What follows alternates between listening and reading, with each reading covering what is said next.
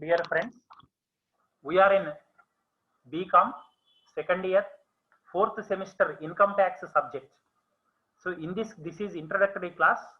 In this introductory class, I will let you know the syllabus first of all. As in remaining subjects, we have 5 units in this subject also, that is income tax. Okay, so this is the first unit, that is unit 1 is introduction. So in introduction, you have direct and indirect taxes, canons of taxation, features and history of income tax in India, various definitions and basic concepts of income tax, that is SSC, deemed SSC, likewise. So these items you are going to learn in unit number 1. Kindly remember, this in first unit, this is introductory unit. Only theory is going to be there in this unit. No problems in first unit. From second unit onwards, problems will be there. So unit number 2, income from salaries. So unit number 3, income from house property.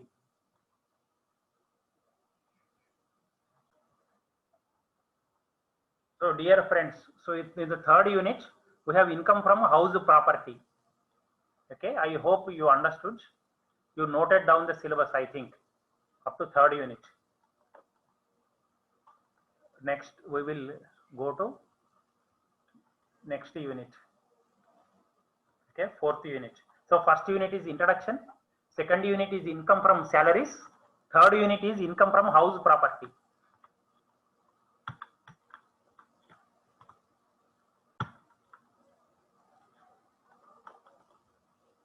Then fourth unit, this is profit and gains of business or profession. Fourth unit is profits and gains of business or profession. In this one also we have problems. And the last one, that is fifth unit, capital gains and income from other sources. These are the 5 units that we have. Okay, fourth unit, profits and gains of business or profession. Fifth unit, capital gains and income from other sources. These are the 5 units. So we will start first unit today. Okay, so now you interact with me, you can speak with me. What is the tax? Can anybody reply? What is a tax? Pannu, sir. In your own, not in Telugu. Telugu definition, translation I don't want. In English, you tell what did you understand by tax. I don't want translation in Telugu. In your own words, you tell what do you mean by tax.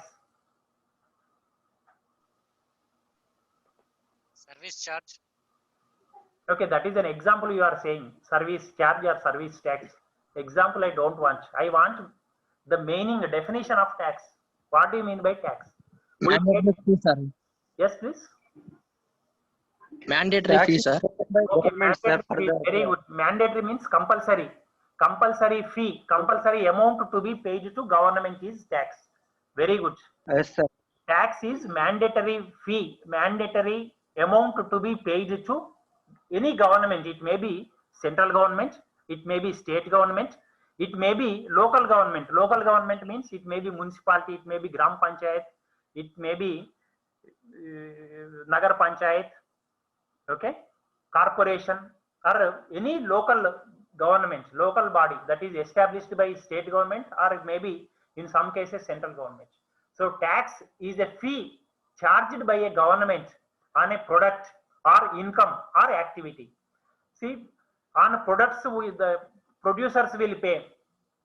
Okay, on income, those who have certain level of income, they will have to pay tax to the government.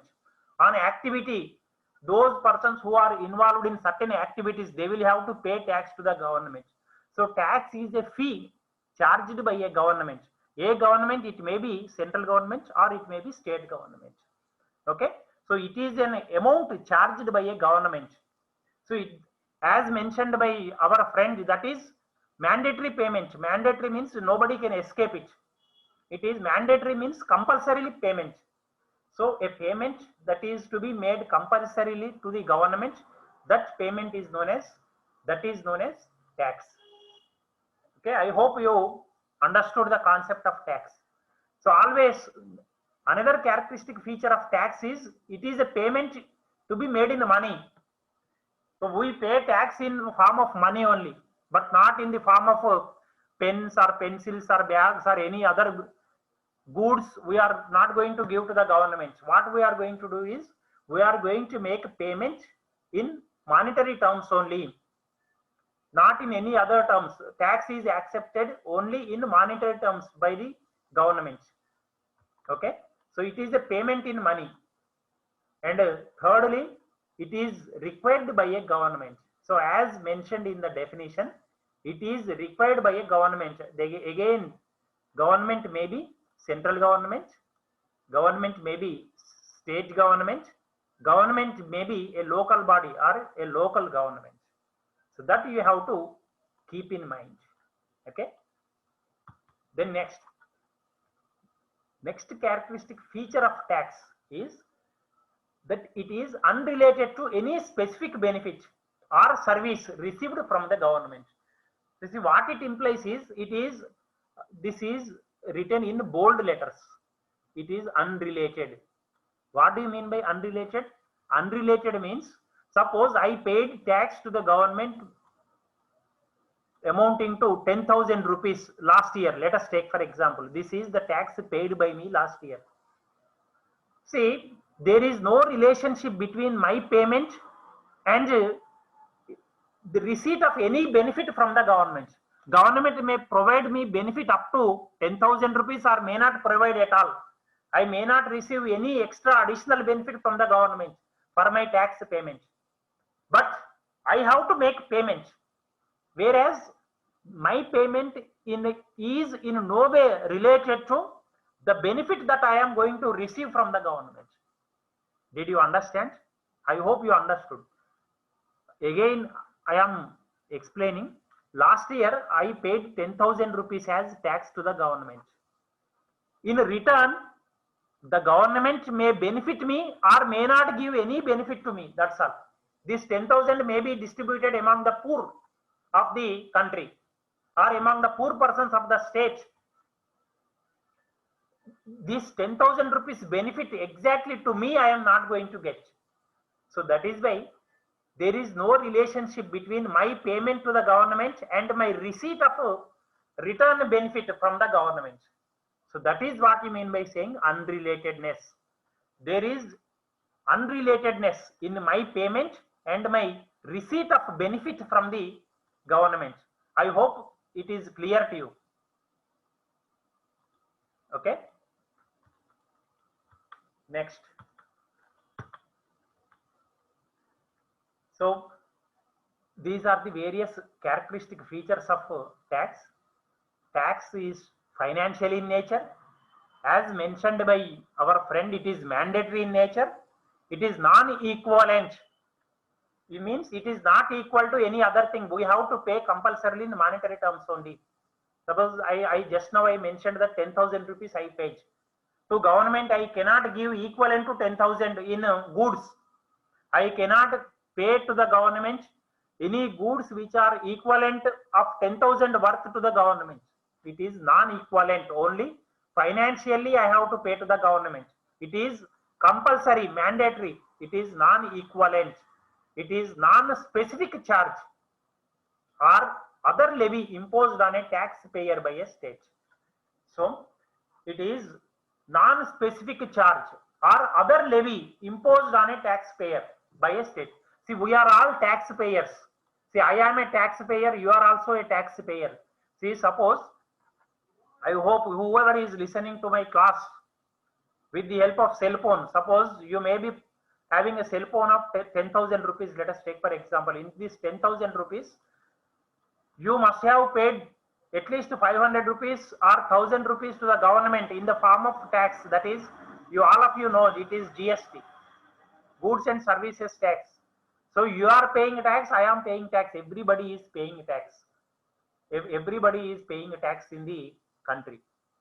So the tax is financial in nature, it is mandatory, it is compulsory, it is non-equivalent, it is non-specific charge or other levy. See, this is one kind of levy. Levy means it is another form of tax imposed by government, so on the citizens. That is what we mean by saying tax. So these are the tax is implemented by law. The law may be pertaining to central government, the law may be pertaining to state government, or the law may be pertaining to local body, means local government. See, if anybody fails to pay tax, that is punishable by law. It means I have to pay 10,000 rupees as income tax to the government, but I fail to pay. The government will punish me with a fine.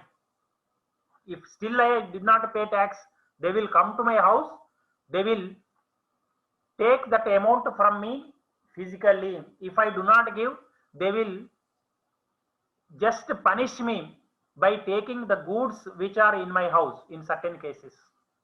Okay, so if I fail to pay tax to the government will punish the individual who fails to pay tax to the government. Okay, similarly, taxes can be paid regularly or occasionally. See, regularly I am paying a tax, occasionally we are paying a tax.